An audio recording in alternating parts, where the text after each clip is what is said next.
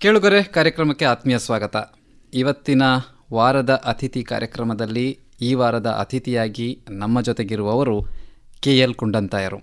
ಇವರು ಪತ್ರಕರ್ತರಾಗಿ ದುಡಿದವರು, ಹಾಗೆಯೇ ಜಾನಪದ ವಿದ್ವಾಂಸರೂ ಹೌದು, ಹಾಗೆಯೇ ನಮ್ಮ ಆಕಾಶವಾಣಿ ಕೇಳುಗರಿಗೆ ಚಿರಪರಿಚಿತರೂ ಹೌದು. ಅವರ ಚಿಂತನದಂತಹ ಅನೇಕ ಕಾರ್ಯಕ್ರಮಗಳು ನಮ್ಮಲ್ಲಿ ಪ್ರಸಾರ ಆಗಿವೆ. ಸರ್, ಕಾರ್ಯಕ್ರಮಕ್ಕೆ ಸ್ವಾಗತ. ನಮಸ್ಕಾರ ಸರ್. ಈಗ ತಮ್ಮ ಹೆಸರು KL ಕುಂಡಂತಾಯ ಅನ್ನುವಂಥದ್ದು ಎಲ್ರಿಗೂ ಗೊತ್ತು. ಆದರೆ ಈ KL ಅಂದರೆ ಏನು ಅನ್ನುವಂಥ ಒಂದು ಕುತೂಹಲ ನಮ್ಮ ಕೇಳುಗರಲ್ಲಿ ಇದ್ದೇ ಇರುತ್ತೆ. ಸರ್, ಏನು ತಮ್ಮ ಪೂರ್ತಿ ಹೆಸರು? ಕುಂಜೂರು ಲಕ್ಷ್ಮೀನಾರಾಯಣ ಕುಂಡಂತಾಯ ಅನ್ನೋದು ನನ್ನ ಇಡೀ ಹೆಸರು. ಅದನ್ನು KL ಕುಂಡಂತಾಯ ಅಂತಲೇ ಬಹಳ ಪ್ರಾರಂಭದಿಂದಲೂ ಅದು ಹಾಗೆ ಹೋಗಿದೆ. ಹೌದು, ಮತ್ತೆ ಹಾಗೆ ನಾನು ಹಾಕ್ತಾ ಇದ್ದೇನೆ. ಓಕೆ ಸರ್, ಈಗ ತಮ್ಮ ಆಸಕ್ತಿ ಹೆಚ್ಚಾಗಿ ನಾವು ಗಮನಿಸಿದ್ರೆ ಇರುವಂತಹದ್ದು ನಮ್ಮ ಜನಪದ ಕಲೆಗಳಾಗಿರ್ಬೋದು, ಭೂತಾರಾಧನೆ ಆಗಿರ್ಬೋದು, ಯಕ್ಷಗಾನ ಆಗಿರ್ಬೋದು, ನಮಗೆ ಆಸಕ್ತಿ ಇರುವಂಥದ್ದು. ಈ ಒಂದು ಆಸಕ್ತಿ ಬೆಳೆಯುವುದಕ್ಕೆ ಒಂದು ಮುಖ್ಯ ಕಾರಣ ಏನು ಸರ್? ನಾನು ಬಹುಶಃ ಉದಯವಾಣಿಗೆ ಸೇರಿದ ಮೇಲೆ ಇಂಥ ಆಸಕ್ತಿಗಳು ನನ್ನಲ್ಲಿ ಉಂಟಾಯಿತು. ಅಂದರೆ ಅಲ್ಲಿ ನಾನು ವಿಶೇಷವಾದ ವರದಿಗಳನ್ನು ಕೊಡಬೇಕಾದಂಥ ಒಂದು ಉತ್ಸಾಹ ನನಗಿತ್ತು, ಮಾಡಬೇಕು ಅಂತಲೇ ಇತ್ತು. ಅದಕ್ಕೆ ಪೂರಕವಾಗಿ ನನ್ನನ್ನು ಆಕರ್ಷಿಸಿದ್ದು ಮೊದಲು ನಾಗಾರಾಧನೆ. ಈ ನಾಗಾರಾಧನೆಯ ನಾವು ಈಗ ಕಾಣುವಂಥ ನಾಗಾರಾಧನೆ ವೈದಿಕದ ಸಂದರ್ಭಗಳೊಂದಿಗೆ ಅಥವಾ ವೈದಿಕವಾಗಿ ನಡೆಯುವಂಥ ನಾಗಾರಾಧನೆಯ ಬಗ್ಗೆ ನಾನು ಗಮನಿಸಿದಾಗ ನನಗೆ ಅನಿಸ್ತಾ ಇತ್ತದು ಇದಕ್ಕಿಂತ ಮೂಲ ಒಂದು ಏನೋ ಇರಬೇಕು. ಪೂರ್ವದಲ್ಲಿದ್ದಂಥ ನಾಗಾರಾಧನೆಯ ಸ್ವರೂಪ ಏನು ಅಂತ ನಾನು ನನ್ನಷ್ಟಕ್ಕೆ ತರ್ಕ ಮಾಡಿಕೊಳ್ತಾ ಇರುವಾಗ ಕಟೀಲ್ನ ಒಬ್ಬರು ಜಾನಪದ ವಿದ್ವಾಂಸರಿದ್ದರು, ಪು ಶ್ರೀನಿವಾಸ್ ಭಟ್, ಪಂಚವಟಿ ಕಟೀಲು ಅಂತೇಳಿ. ಆ ವಿದ್ವಾಂಸರೊಮ್ಮೆ ನನಗೆ ಹೇಳಿದರು, ನೋಡು ಕುತ್ಯಾರ್ನಲ್ಲಿ ಒಂದು ನಾಗಬನ ಇದೆ, ವರ್ಷಕ್ಕೊಂದು ದಿವಸ ಅವರು ಪೂಜೆ ಮಾಡ್ತಾರೆ, ಅದನ್ನು ಹೋಗಿ ನೋಡು ಮಾರಾಯ ಅಂತ. ಹಾಗೆ ನಾನು ಆ ಕುತ್ಯಾರಿನ ನಾಗಬನಕ್ಕೆ ನಾನು ಹೋದೆ. ಅದು ಮೂಲದೊಟ್ಟು ನಾಗಬನ ಅಂತ ಒಂದು ನಾಗಬನ. ಅವರು ವರ್ಷಕ್ಕೆ ಒಂದು ದಿವಸ ಬಂದು ಮಾತ್ರ ನಾಗಾರಾಧನೆಯನ್ನು ಮಾಡಿ ಅವರಷ್ಟಕ್ಕೆ ಅವರು ಹೋಗ್ತಾರೆ. ಪ್ರಾರಂಭದಲ್ಲಿ ನಾನಾಗಿ ಅಲ್ಲಿ ಹೋದೆ. ಅದು ಬೇಷದ ಮೊದಲ ಗುರುವಾರ ಅವರು ಮಾಡ್ತಾರೆ, ಅಂದರೆ ವೃಷಭ ಮಾಸದ ಮೊದಲ ಗುರುವಾರ ಅಲ್ಲಿ ಬಂದು ಪೂಜೆ ಮಾಡ್ತಾರೆ. ಅಲ್ಲಿ ಹೋದ ಮೇಲೆ ನಾನು ಇಡೀ ಅವರ ಆರಾಧನಾ ಕ್ರಮವನ್ನು ನಾನು ಗ್ರಹಿಸಿಕೊಂಡೆ. ಹೇಗೂ ನಾನು ಉದಯವಾಣಿಯಲ್ಲಿ ಇದ್ದೇನಲ್ಲ, ಬೇಷದಲ್ಲಿ ತಂಪೇರಿಸಿಕೊಂಡ ಮೂಲದೊಟ್ಟು ಬನ ಅಂತ ಒಂದು ವಿಶೇಷವಾದಂಥ ಬಾಕ್ಸ್ ಐಟಮ್ ಆದ ಲಾಸ್ಟ್ ಪೇಜಿಗೆ ಬಂತದ್ದು ಉದಯವಾಣಿ. ಆ ನಂತರ ನನಗೆ ಈ ಕುರಿತ ಆಸಕ್ತಿ ಹುಟ್ಟಿತು. ಮತ್ತು ಇಂಥ ಬನಗಳು ಎಷ್ಟು ಇದೆ ಅಂತ ನಾನು ಹುಡುಕುತ್ತಾ ಹೋದಾಗ ನನಗೆ ಬೇರೆ ಎಲ್ಲ ಚಾಂತಾರಿನಲ್ಲೊಂದು ಬನ ಸಿಕ್ಕಿತು, ಉಡುಪಿ ಬೈಲಕೆರೆಯಲ್ಲಿ ಒಂದು ಬನ ಸಿಕ್ಕಿತು, ಹೀಗೆ ಹಲವು ಬನಗಳು ಸಿಕ್ಕಿತು. ಕನಿಷ್ಠ ಒಂದು 15 ಬನಗಳನ್ನು ನಾನು ನೋಡಿದ್ದೇನೆ.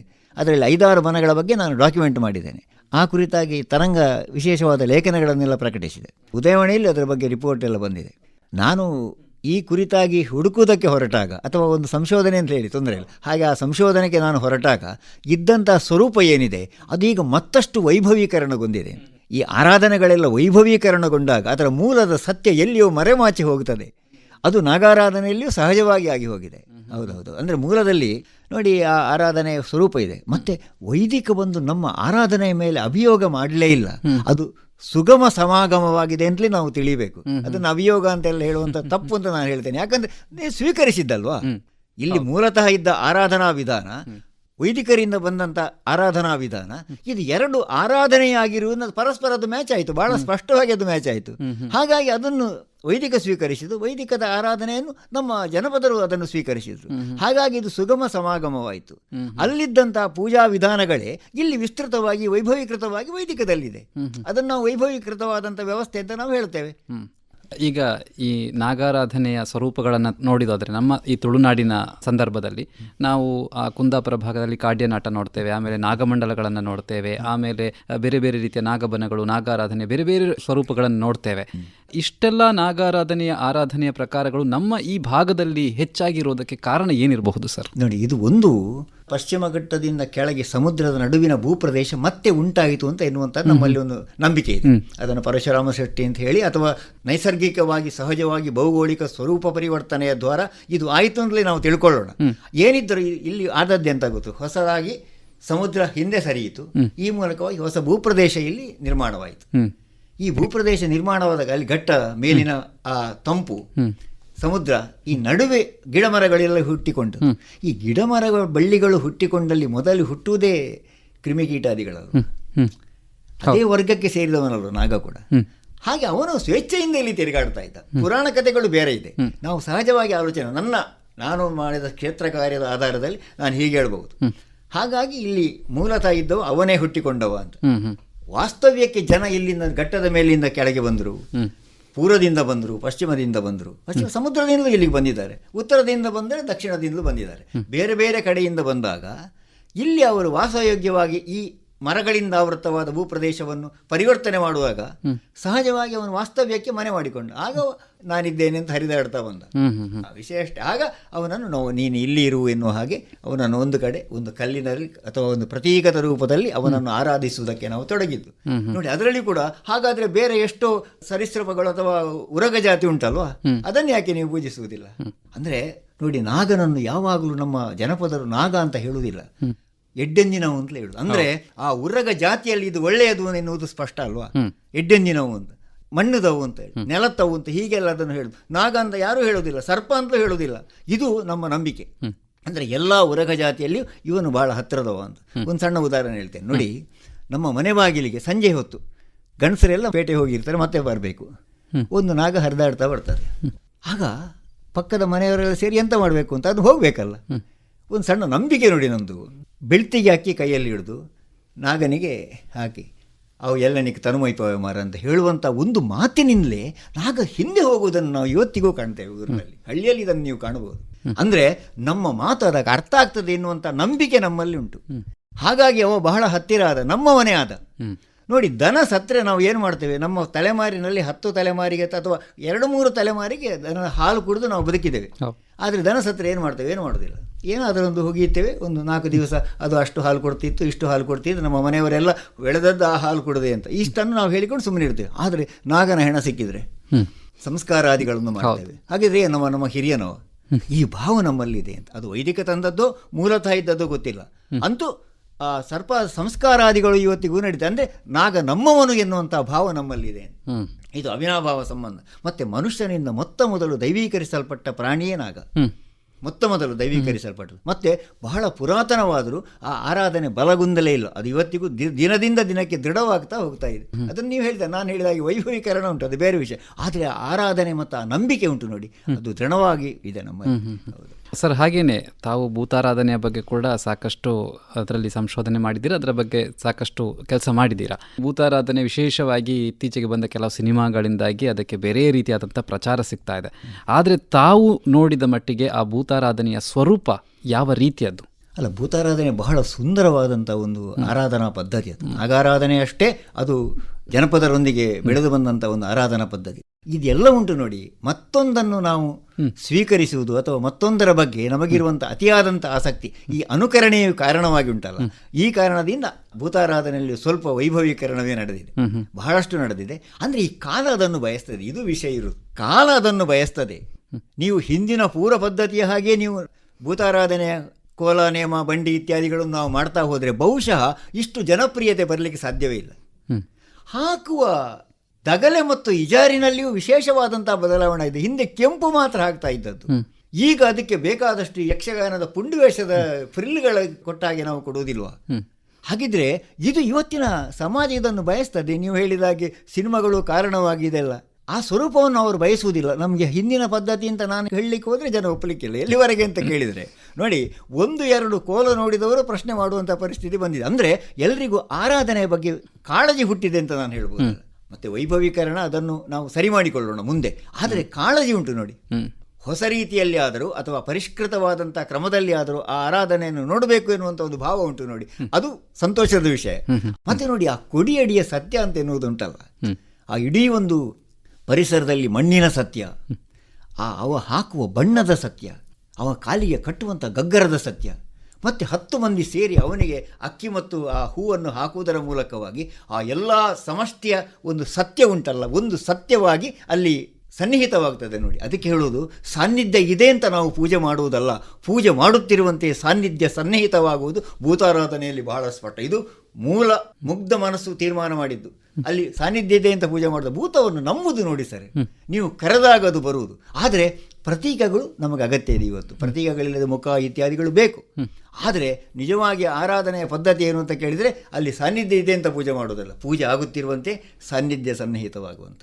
ಅಲ್ಲಿ ಕಟ್ಟಳೆಗಳು ಪ್ರಧಾನ ಆಗೋದಿಲ್ಲ ಸರ್, ಅಲ್ಲಿ ಕಟ್ಟುಕಟ್ಟಳೆಗಳೇ ಪ್ರಧಾನ. ಇದು ಭೂತಾರಾಧನೆಯ ಮೂಲ ಸತ್ವ ಇದೆ. ಇದು ಹಿಡ್ಕೊಂಡು ನಾವು ಏನು ಬೇಕಾದರೂ ಮಾಡುವ ಅಥವಾ ಆಲೋಚನೆ ಮಾಡುವ ತೊಂದರೆ ಇಲ್ಲ. ಆದರೆ ಇದು ಮರಿಬಾರದು ಅಂತ ನಾನು ಹೇಳ್ತೀನಿ. ಸರ್, ಈಗ ತಮ್ಮ ಬಗ್ಗೆ ಕೇಳೋದಾದರೆ, ತಾವು ಹೇಳಿದ್ರಿ ತಾವು ಹುಟ್ಟಿದಂತಹ ಊರು ಕುಂಜೂರು ಅನ್ನುವಂಥದ್ದು ಅಂತ ಹೇಳಿ. ತಮ್ಮ ಒಂದು ಬಾಲ್ಯ ಜೀವನವನ್ನು ಮೆಲುಕು ಹಾಕೋದಾದರೆ ಆ ಕಾಲದಲ್ಲಿ ಯಾವ ರೀತಿ ಇತ್ತು, ತಮ್ಮ ಒಂದು ಬಾಲ್ಯ ಹೇಗಾಯಿತು, ಎಲ್ಲಿ ಕಲ್ತ್ರಿ ತಾವು, ಇದರ ಬಗ್ಗೆ ಸ್ವಲ್ಪ ನಮಗೆ ತಿಳಿಸಿ. ನಾನು ಮೂಲದ ಹುಟ್ಟಿದ್ದು ನಾನು ಪಡುಬಿದ್ರಿ, ನನ್ನ ಅಜ್ಜನ ಮನೆ ಪಡುಬಿದ್ರಿ. ನನ್ನ ತಂದೆಯ ಮನೆ ಕುಂಜೂರು ಅಥವಾ ಎಲ್ಲೂರು ಗ್ರಾಮದ ಕುಂಜೂರು. ಪಡುಬಿದ್ರಿಯಲ್ಲಿ ನನ್ನ ಅಜ್ಜನ ಮನೆ ದೊಡ್ಡ ಜಮೀನ್ದಾರರವರು. ಹೌದೌದು. ಆ ಜಮೀನ್ದಾರರ ಮನೆಯಲ್ಲಿ ಒಬ್ಬ ಮೊಮ್ಮಗನಾಗಿ ನಾನು ಹುಟ್ಟಿ ಬೆಳೆದವ. ಬಹುತೇಕ ನನ್ನ ಬಾಲ್ಯ ಅಲ್ಲೇ ಕಳೆಯಿತು, ಪಡುಬಿದ್ರಿಯಲ್ಲೇ ಕಳೆಯಿತು. ನಮ್ಮ ಅಜ್ಜ ದೊಡ್ಡ ಜಮೀನ್ದಾರರು ಮತ್ತು ಒಳ್ಳೆಯ ದಾನ ಇತ್ಯಾದಿ ಗುಣಗಳು ಇದ್ದವರು. ಪಡುಬಿದ್ರಿಯಲ್ಲಿ ಅವರ ತಾಯಿಯ ಹೆಸರಿನಲ್ಲಿ ಧರ್ಮಶಾಲೆ ಎಲ್ಲ ಇತ್ತು. ನೋಡಿ, ಒಂದು ಆರಾಧನೆಯ ಒಂದು ಸಣ್ಣ ಸ್ಪರ್ಶ ನಮಗೆ ಹೇಗೆ ಸಿಕ್ಕಿತು ಅಂತ ಹೇಳ್ತೇನೆ ನಾನು. ಪ್ರತಿ ದಿವಸ ಪೂಜೆ ಆದಮೇಲೆ ಬೆಳಿಗ್ಗೆ ನಾಗನಿಗೆ ತೀರ್ಥ ಎರೆಯುವ ಸಂಪ್ರದಾಯ ಇದೆ, ಹಾಲು ಮತ್ತು ತೀರ್ಥ. ಬರುವಾಗ ಆ ಭೂತಕ್ಕೂ ಒಂದು ತೀರ್ಥ ಹಾಕಿ ಬರಬೇಕು. ಇದು ಆ ಮನೆಯಲ್ಲಿ ನಾನು ಕಲಿತ ವಿಷಯ. ಮತ್ತು ಪಂಚಪರ್ವಾದಿಗಳು ಉಂಟಲ್ಲ, ಚೌತಿ, ದೀಪಾವಳಿ ಇತ್ಯಾದಿ ದಿವಸಗಳಲ್ಲಿ ಭೂತಕ್ಕೆ ಮಾಡುವಂಥ ವಿಶೇಷ ಪದ್ಧತಿ ಬೇರೆ. ಆದರೆ ನಮ್ಮ ಅಜ್ಜನ ಬಹಳ ಸುಂದರವಾದಂಥ ಒಂದು ಕ್ರಮ ಇತ್ತು ನೋಡಿ. ಮನೆಗೆ ನೆಂಟರು ಬಂದರೆ ಒಂದು ಸೇವೆಗೆ ಅಥವಾ ಕಡುಬು ಮಾಡೋದು ಸಹಜ ಅಲ್ವಾ, ಮನೆಯಲ್ಲಿ ಮಾಡಿಯೇ ಮಾಡ್ತಾರೆ. ಅವರು ಹೊರಗೆ ಆ ಅಂಗಳಕ್ಕೆ ಬಂದ ಕೂಡಲೇ ಆ ಕಟ್ಟಪಣಿಯಲ್ಲಿ ದೂರದಲ್ಲಿ ನೋಡಿದ ಯಾರೋ ಒಬ್ಬ ಅವರ ಒಕ್ಕಲ್ನವರು ಬಂದು ಏನು ಅಂತ ಕೇಳ್ತಾ ಇದ್ರು. ಆ ಕಾಲ ಹಾಗಿತ್ತು. ಒಂದು 2 ಬೊಂಡ ಗೆಪ್ಪಿಯ ಅವನು 3-4 ಬೊಂಡ ತೆಗಿತಾನೆ. ಯಾಕಂದರೆ ಸಂಜೆ ಊಟಕ್ಕೆ ಮೊದಲು ಪೂಜೆ ಎಲ್ಲ ಆದ ಕೂಡಲೇ ಭೂತಕ್ಕೊಂದು ಮಾಡಲಿಕ್ಕೆ. ಪರವೂರಿಗೆ ಹೊರಟ ಮಕ್ಕಳು ದೇವರಿಗೆ ಹಿರಿಯರಿಗೆ ನಮಸ್ಕಾರ ಮಾಡಿದಾಗೆ ಭೂತಕ್ಕೂ ನಮಸ್ಕಾರ ಮಾಡಿ. ಅಂದರೆ ಈ ಒಂದು ಸಂಬಂಧ ಉಂಟು ನೋಡಿ. ವೈದಿಕರು ಅಥವಾ ಬ್ರಾಹ್ಮಣರು ಇದನ್ನು ಬಹಳ ಮುಗ್ಧವಾಗಿ ಅಥವಾ ಪ್ರಾಂಜಲವಾಗಿ ಈ ಆರಾಧನೆಯನ್ನು ಸ್ವೀಕರಿಸಿದ್ದಾರೆ ಅಂತ ಅರ್ಥ. ದೇವರ ಗುಡಿಯ ಒಳಗೆ ಅಥವಾ ದೇವರ ಕೊಠಡಿಯ ಒಳಗೆ ರಕ್ತೇಶ್ವರಿಯ ಮೂರ್ತಿ ಇದ್ದ ಮನೆಗಳನ್ನು ನಾನು ನೋಡಿದ್ದೇನೆ. ಈಗ ದೇವರ ಕೋಣೆ ಹೀಗಾದರೆ ಅದರ ಒಪೋಸಿಟ್ನಲ್ಲಿ ಎತ್ತರದಲ್ಲಿ ಮಣೆ ಮಂಚವು ಎಲ್ಲ ಇರ್ತದೆ. ಇಲ್ಲೆಲ್ಲ ಪೂಜೆ ಎಲ್ಲ ಆದಮೇಲೆ ಅದಕ್ಕೊಂದು ಪೂಜೆ ಪ್ರತಿ ದಿವಸ. ಇಂಥ ಪದ್ಧತಿಗಳು. ಮತ್ತು ದೀಪ ಪ್ರತಿ ದಿವಸ ದೇವರಿಗೆ ದೀಪ ಇಟ್ಟ ಹಾಗೆ, ತುಳಸಿಗೆ ದೀಪ ಇಟ್ಟ ಹಾಗೆ ಭೂತಕ್ಕೂ ದೀಪ ಇಡುವ ಈ ಪದ್ಧತಿ ನಾನು ನನ್ನ ಅಜ್ಜನ ಮನೆಯಲ್ಲಿ ನೋಡಿದ್ದೇನೆ. ಇದು ನನಗೆ ಬಹಳ ನನ್ನ ಮೇಲೆ ಪರಿಣಾಮ ಬೀರಿತು ಈ ಒಂದು ಕ್ರಮ. ಅದೇ ರೀತಿಯಲ್ಲಿ ಇದು ನನ್ನ ಅಜ್ಜನ ಮನೆ ಆಯ್ತಾಯಿತು. ಪಡುಬಿದ್ರಿಯ ಕಥೆ. ಆದರೆ ಇಲ್ಲಿ ಕುಂಜೂರಿನಲ್ಲಿ ನನ್ನ ಅಜ್ಜಿ ಇದ್ರು ಮನೆಯಲ್ಲಿ. ಅವರು ಹೇಗೆ ಅಂತ ಕೇಳಿದರೆ ಪ್ರತಿ ತಿಂಗಳು ಸಂಕ್ರಮಣಕ್ಕೆ ನಮ್ಮ ಬಬ್ಬುಸ್ವಾಮಿಗೆ ಒಂದು ವಿಶೇಷವಾದ ಬಾಯಾರಿಕೆ ಇಡುವಂಥ ಒಂದು ಪದ್ಧತಿ ಇದೆ. ಆ ಪದ್ಧತಿಗೆ ಅವರು ಬರ್ತಾಯಿದ್ರು ಆ ಸಂಕ್ರಮಣ ಹಿಂದಿನ ದಿವಸ ಅಥವಾ ಸಂಕ್ರಮಣ ದಿವಸ ಬೆಳಿಗ್ಗೆ. ಆ ಕಾಲಕ್ಕೆ ಒಂದು 10 ರೂಪಾಯಿ 5 ರೂಪಾಯಿ ಒಂದು ತೆಂಗಿನಕಾಯಿ ಕೊಡುವಂಥ ಸಂಪ್ರದಾಯ. ಮರು ದಿವಸ ಅವರ ಕರಿಗಂಧ ಅಂತ ಹೇಳ್ತೇವೆ, ಎಲೆಯಲ್ಲಿ ತಂದು ಮನೆಯಲ್ಲಿ ಕೊಡ್ತಾರೆ. ಕೊಟ್ಟವರು ಮನೆ ಎದುರಿಗೆ ದಾರಂಧದ ಮೇಲೆ ಅವರು ಇಟ್ಟು ಹೋಗುದವರು. ಎಲ್ಲಿವರೆಗೆ ಅಂತ ಕೇಳಿದ್ರೆ ಸರ್, ಮನೆಯಲ್ಲಿ ಹಾಲು ಕೊಡುವ ದನ ಸ್ವಲ್ಪ ಉಪದ್ರ ಮಾಡಿತು ಅಂತಾದರೆ ಆಯ್ ಕೊಡ ತಿಜಿತ್ರಿ ಅನ್ನೋ ಜನ ಅಂದರೆ ಅಲ್ಲಿವರೆಗಿನ ದೈವದ ಪ್ರೀತಿ ನಂಬಿಕೆಗಳು. ಹೀಗೆ ನಾನು ಹುಟ್ಟಿದ ಮನೆಯಲ್ಲಿ ಮತ್ತು ನಾನು ಬೆಳೆದ ಮನೆಯಲ್ಲಿ ಈ ಆರಾಧನೆಯ ಬಗ್ಗೆ ಇದ್ದಂಥ ಸ್ಪಷ್ಟತೆ ಉಂಟು ನೋಡಿ. ಮತ್ತು ದೇವಸ್ಥಾನಕ್ಕೆ ಹೋಗುವ ಬಗ್ಗೆ ಅದು ಅಷ್ಟು ಸ್ಪಷ್ಟವಾಗಿ ನಮ್ಮ ಕುಂಜೂರಿನ ಮನೆಯಲ್ಲಿ ಅದು ಇವತ್ತಿಗೂ ಉಂಟು. ಎಲ್ಲೂರು ಮತ್ತು ಕುಂಜೂರು ದೇವಸ್ಥಾನಗಳ ಪವಿತ್ರಪಾಣಿ ಮನೆತನ ನಮ್ಮದು. ಹೌದೌದೌದು. ಹಾಗಾಗಿ ದೇವಸ್ಥಾನಕ್ಕೆ ಒಂದು ವರ್ಷಕ್ಕೆ 36 ದಿವಸ ಎಲ್ಲೂರು ದೇವಸ್ಥಾನಕ್ಕೆ ಹೋಗಬೇಕು ನೋಡಿ. ಈಗ ನಮ್ಮಲ್ಲಿ ಜಾತ್ರೆಯ ಸಂದರ್ಭ. ಹೌದೌದೌದು. ಹಾಗಾಗಿ ಈ ಧರ್ಮಶ್ರದ್ಧೆ ಇತ್ಯಾದಿ ಉಂಟಲ್ಲ, ನನಗೆ ಬಾಲ್ಯದಲ್ಲಿ ನನ್ನ ಒಟ್ಟಿಗೆ ಬಂತದೆ. ಹಾಗಾಗಿ ತಮಗೆ ಈ ವೈದಿಕ ಆರಾಧನೆಯ ಜೊತೆಗೆ ನಮ್ಮ ಜಾನಪದ ಆರಾಧನೆಯ ಒಂದು ಪರಿಚಯ ಬಾಲ್ಯದಿಂದಲೇ ಇತ್ತು ಅಂತ. ಸರ್, ಹಾಗೆ ತಮ್ಮ ಶೈಕ್ಷಣಿಕ ವಿದ್ಯಾಭ್ಯಾಸ ಎಲ್ಲ ಎಲ್ಲಿ ನಡೆಯಿತು? Primary, higher primary Padubidri board ಶಾಲೆ ಮತ್ತು ಸಂಸ್ಕೃತ ಶಾಲೆಯಲ್ಲಿ. ಹೈಸ್ಕೂಲ್ ಅದಮಾರ್ ಜೂನಿಯರ್ ಕಾಲೇಜ್, ಅಲ್ಲೇ PUC ಕೂಡ ಅಲ್ಲೇ ಆಯಿತು. ಮೊನ್ನೆ 75ನೇ ವರ್ಷ ಆಚರಣೆ ಮಾಡಿತ್ತು ನಮ್ಮ ಅದಮಾರ್ ಜೂನಿಯರ್ ಕಾಲೇಜ್. ಆಗ ಅದು ಅದಮಾರ್ ಹೈಯರ್ ಸೆಕೆಂಡರಿ ಸ್ಕೂಲ್ ಆಗಿತ್ತು. ಅದಮಾರು ಮಠಾಧೀಶರ ದೊಡ್ಡ ಕಲ್ಪನೆ ಮಹತ್ವಾಕಾಂಕ್ಷೆ ಮೊದಲ ಶಾಲೆ, ಅಲ್ಲೇ ನಾನು ಕಲ್ತವ. ಅವಳಿಗೆ ಮುಲ್ಕಿ ವಿಜಯ ಕಾಲೇಜ್ ಮತ್ತು ಮಹಾವೀರ ಕಾಲೇಜ್ ಮಾಡಿಬಿದ್ದೆ. ಮತ್ತು ಮುಕ್ತ ವಿಶ್ವವಿದ್ಯಾಲಯದಲ್ಲಿ ನಾನು MA ಕನ್ನಡ ಮಾಡಿದ್ದೆ. ನಾನು BSc ಗ್ರಾಜುಯೇಟ್. ಮತ್ತೆ ನಾನು ಇದು ಮಾಡಿ ಅದಕ್ಕೆ BSc ಆದ ನಂತರ MAಗೆ ಹೇಗೆ ನಾನು ಒಂದು ಮನಸ್ಸು ಮಾಡಿದ್ದೆ, MA ಮಾಡಿದ್ದೆ. ನಾನು ಉದಯವಾಣಿಯಲ್ಲಿ ಕೆಲಸ ಸಿಕ್ಕಿತ್ತು. ಹೌದೌದು. ಹಾಗಾದ್ರೆ ಪತ್ರಕರ್ತರಾಗಬೇಕು ಅಂತ ಉದ್ದೇಶ ಇತ್ತ ತಮಗೆ? ನಾನು ಮೆಡಿಕಲ್ ರೆಪ್ ಆಗಿದ್ದೆ. ಹೌದೌದು. ಆಗ ನನಗೆ ಈ ಸಾಹಿತ್ಯದ ತುಂಬ ಆಸಕ್ತಿ ಇತ್ತು. ಯಕ್ಷಗಾನ ಕಾರಣವಾಗಿ ತುಂಬ ಓದುವಂಥದ್ದಿತ್ತು, ಪುರಾಣಗಳನ್ನು ಓದುವಂಥದ್ದಿತ್ತು, ಸುಸಂಸ್ಕೃತವಾದ ಭಾಷೆ ಇತ್ತು. ಅದನ್ನು ನಾನು ನನ್ನಷ್ಟಕ್ಕೆ ಸಹಜವಾಗಿ ನನ್ನಲ್ಲಿ ಅಭಿವೃದ್ಧಿ ಆಯಿತು. ಹಾಗಾಗಿ ಮತ್ತೊಂದು MA ಮಾಡಿ ನಾನು ಕೂಡಲೇ ಉದಯವಾಣಿ ಸೇರಿದೆ, ಬಿಟ್ಟೆ ಅದನ್ನು. ನಾನು ಒಬ್ಬನೇ ಮಗ, ಹಾಗಾಗಿ ನನ್ನ ಮನೆಯಲ್ಲಿ ಇರಬೇಕಾದ ಅನಿವಾರ್ಯತೆ ಇತ್ತು ನಮ್ಮ ಅಮ್ಮನಿಗೆ. ಹೌದು.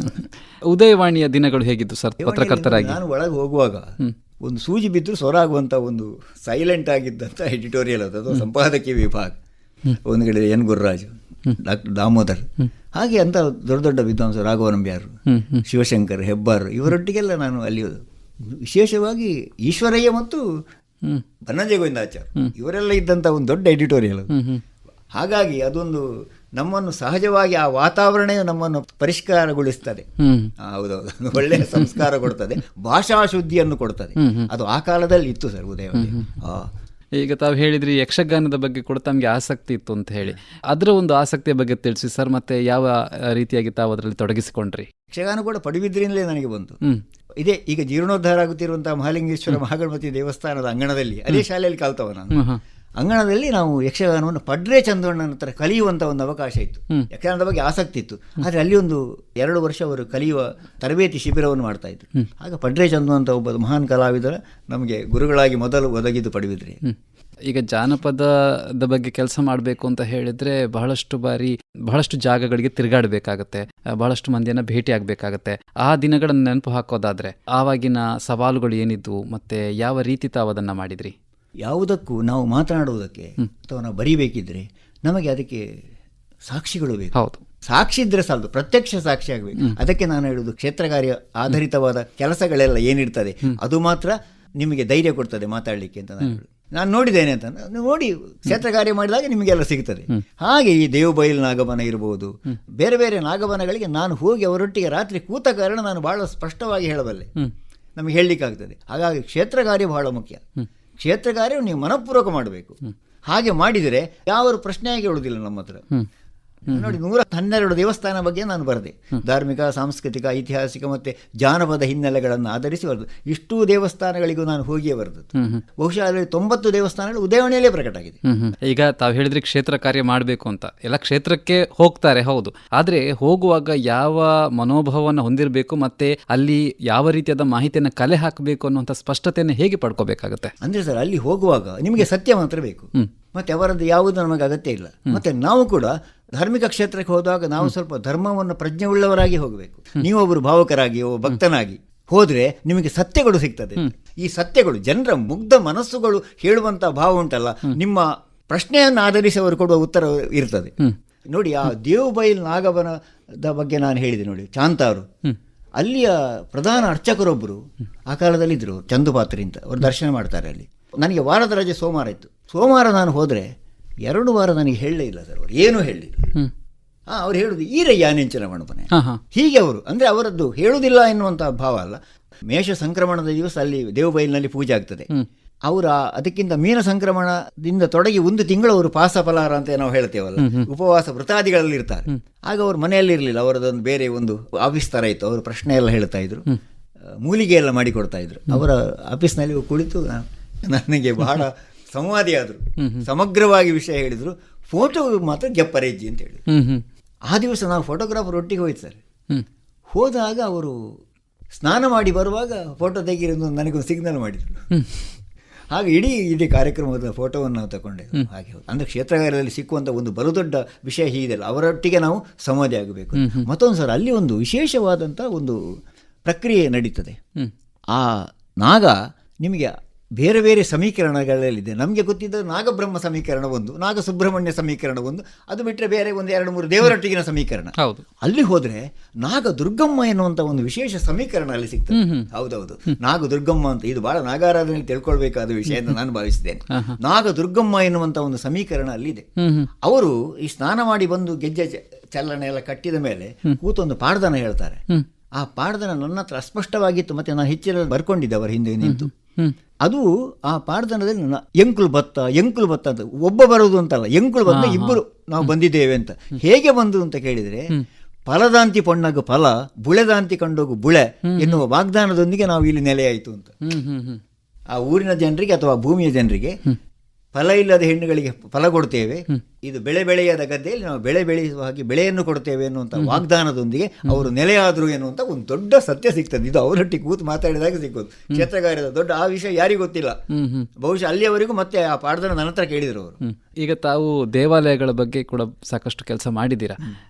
ಈಗ ನಮ್ಮ ತುಳುನಾಡಿನ ದೇವಾಲಯಗಳನ್ನು ನೋಡಿದರೆ ಬಹಳ ವಿಶೇಷ ಅನ್ನಿಸ್ತದೆ. ಈ ದೇವಾಲಯಗಳ ವಿಶೇಷ ಏನು ಸರ್? ಮತ್ತೆ ತಾವು ನೋಡಿದ ಹಾಗೆ ದೇವಾಲಯಗಳಿಗೆ ಹೋದಾಗ ತಾವು ಮುಖ್ಯವಾಗಿ ಗಮನಿಸುವುದು ಏನನ್ನ? ನೋಡಿ, ಅಲ್ಲಿ ದೇವಸ್ಥಾನಗಳಲ್ಲಿ ನೀವು ಮೊದಲು ನಾವು ನೋಡಬೇಕಾದ್ದು ಆ ರಚನಾ ವಿಧಾನ.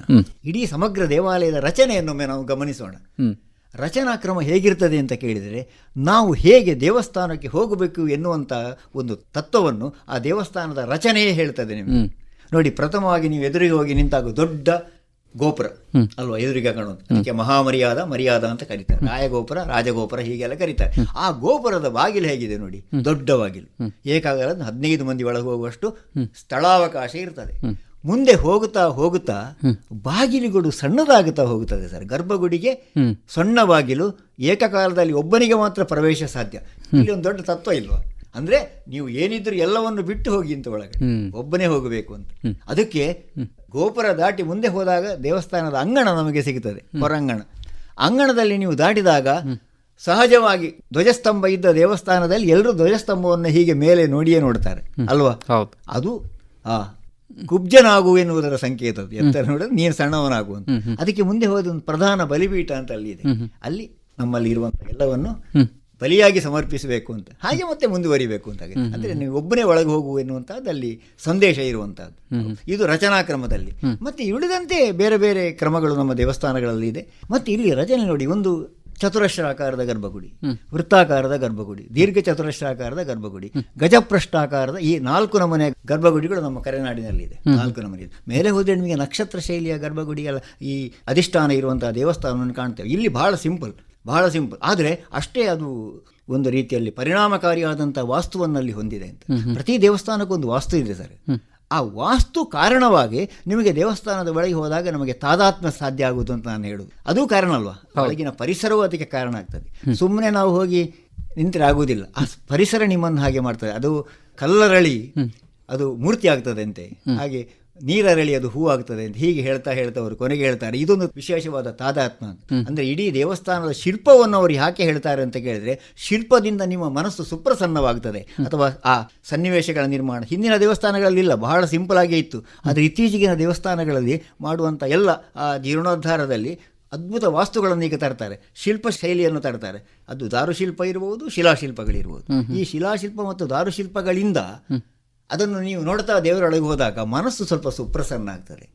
ಆಮೇಲೆ ಗರ್ಭಗುಡಿ ಎದುರಿಗೆ ಹೋಗಿ ಕೈ ಮುಗಿದಾಗ ಮನಸ್ಸಿಗೆ ದೇವರೊಂದಿಗೆ ತಾದಾತ್ಮ್ಯ ಸಾಧ್ಯ ಅಂತ ನಾನು ಹೇಳ್ತೇನೆ. ಇದೆಲ್ಲ ದೇವಸ್ಥಾನದ ವ್ಯವಸ್ಥೆಯ ಒಳಗಿದೆ.